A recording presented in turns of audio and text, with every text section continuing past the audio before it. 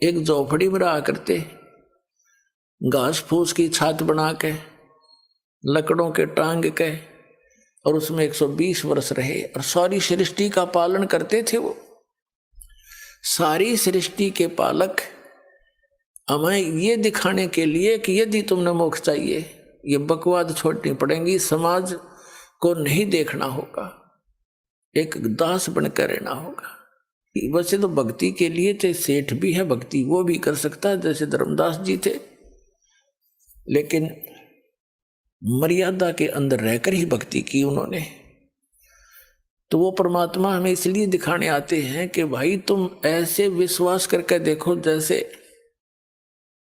परमात्मा ने एक रोल कराया।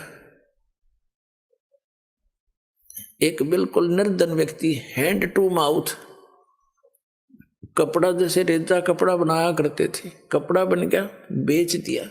बेचना नहीं, कमाई उसकी जो मेहनताना मिलता था उसका, और जो मेहनताना उनको मिला उसमें से एक परिवार का भी पोषण किया।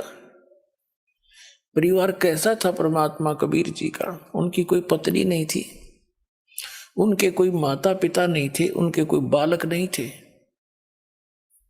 क्योंकि हमारे को आज तक परमात्मा का ज्ञान प्राप्त ही नहीं हुआ। हमने श्री राम, श्री कृष्ण, राजा दशरथ के पुत्र, इन राजाओं की और भगवान बना करके केवल इनकी कथाएं सुनी थी।